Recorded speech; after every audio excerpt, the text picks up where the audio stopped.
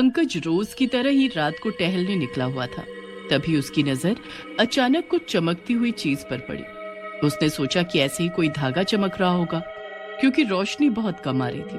अरे धागा कितना चमक रहा है।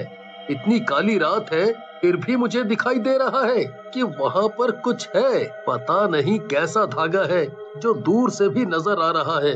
जाकर देखता हूँ आखिर ये क्या है।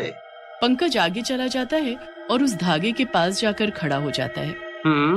दूर से तो लग रहा था जैसे कोई धागा है, लेकिन ये तो छड़ी है। इतनी सुंदर छड़ी तो मैंने आज तक नहीं देखी। शायद किसी दुकान वाले की गिर गई होगी। बिल्कुल नई दिखाई पड़ती है। कोई नहीं, मैं इसको अपने घर ले जाता हूँ और देखता हूँ कि मेरे घर की कितनी शोभा बढ़ाती है। इतना बोलकर पंकज छड़ी उठा लेता है और अपने घर की तरफ चल देता है। घर पर उसकी बीवी शीतल और उसका बच्चा अंकित उसका इंतजार कर रहे होते हैं। आज क्या बात है, आपको बहुत देर हुई आने में? कोई मिल गया था क्या? हम लोग कब से आपका इंतजार कर रहे थे और आपके इंतजार में अंकित भी अभी तक नहीं सोया है। उसने भी रट लगा रखी थी, पापा आएंगे तो ही सोएगा। अरे नहीं, कोई मिला नहीं था।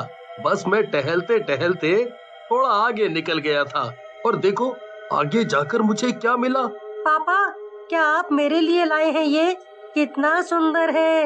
ये मैं अपने रूम में ले जाऊं? इतनी सुंदर छड़ी तो मैंने कभी नहीं देखी।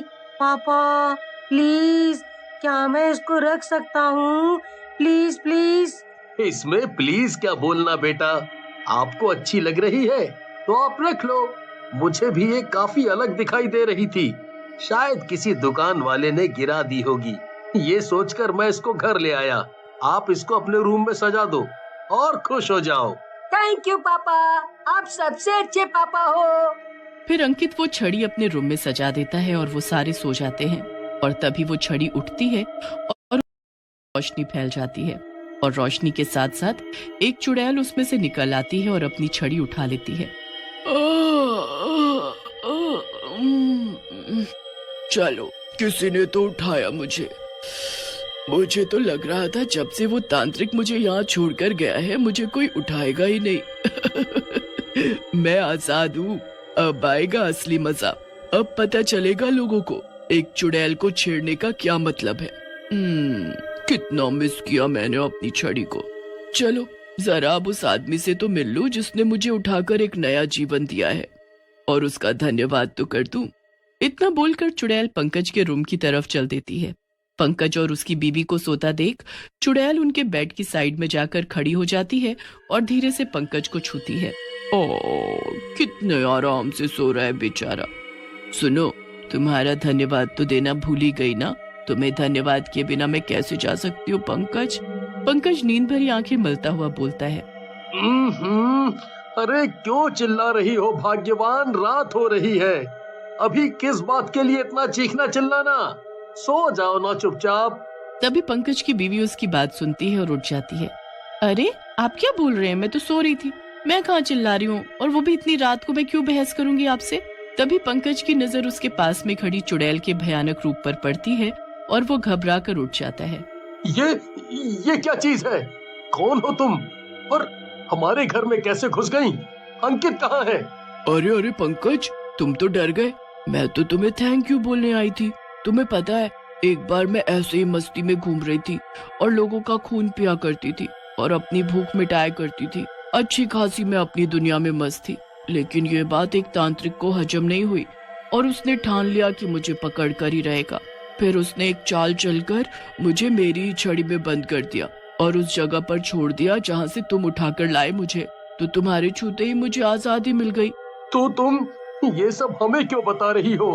बस ऐसे ही बहुत दिनों से किसी से बात नहीं की थी तो सोचा तुझसे ही कर लूं। और मैंने तेरे बेटे को कुछ नहीं किया। मैं बच्चों को नहीं मारती। उनको मारकर मुझे आखिर कितना ही खून मिल जाएगा। भूख भी नहीं मिटती मेरी, तो मैं इधर आ गई। इधर आ गई मतलब? तुम तो हमें थैंक यू बोलने आई थी ना। अब तुम जा सकती हो। हमें नहीं चाहिए वो छड़ी, तुम रख लो। लेकिन हमारे घर से जल्दी चली जाओ। चुड़ैल शीतल की गर्दन पकड़ लेती है। तुझे थैंक यू बोलने नहीं आई थी और तू कौन होती है मुझे ऑर्डर देने वाली? इसी के साथ वो शीतल का गला दबाकर उसको मार डालती है हे भगवान, तूने ये क्या किया?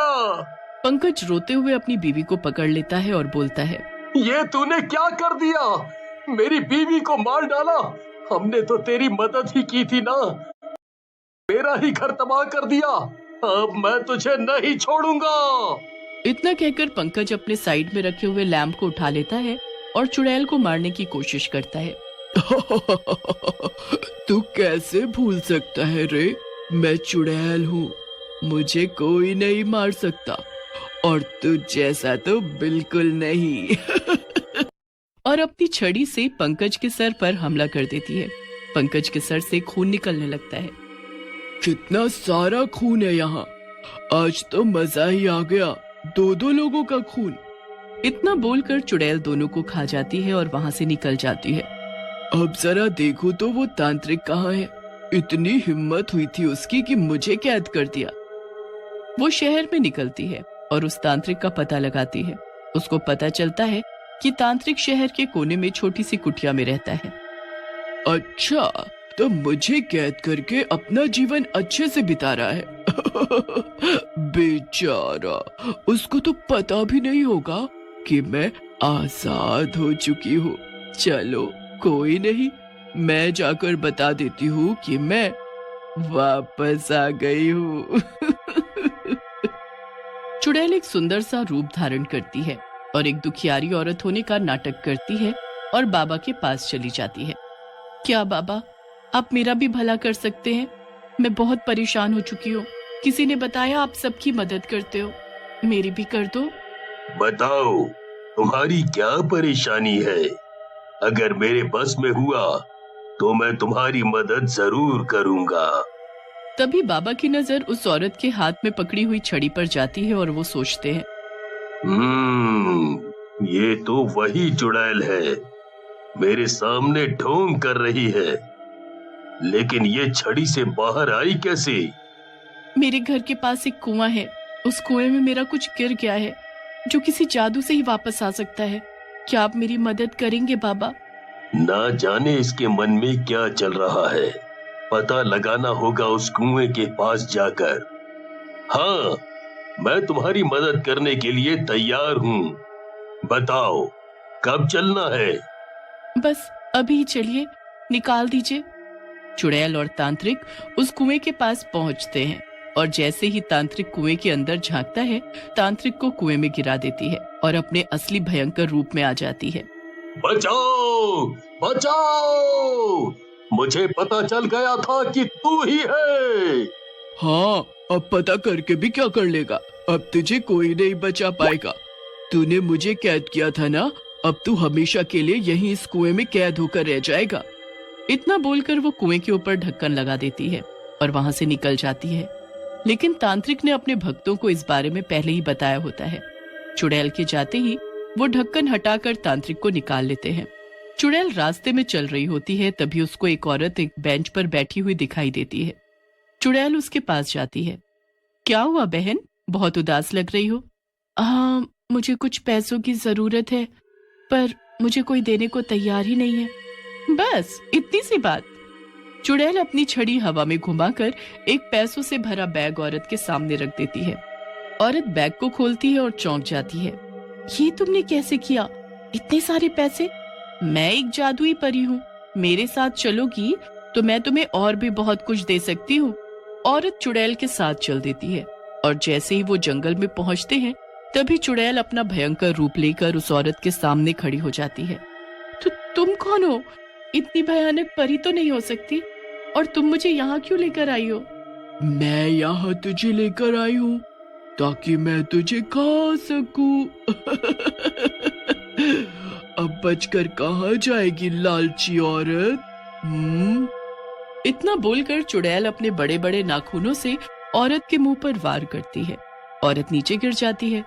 तभी वहां फिर से तांत्रिक आ जाता है और चुड़ैल पर भभूत फेंक देता है, जिससे चुड़ैल जलने लगती है। बचाओ, बचाओ, बचाओ! इसी के साथ चुड़ैल जलकर राख हो जाती है और वे लोग उसकी छड़ी को भी उसी के साथ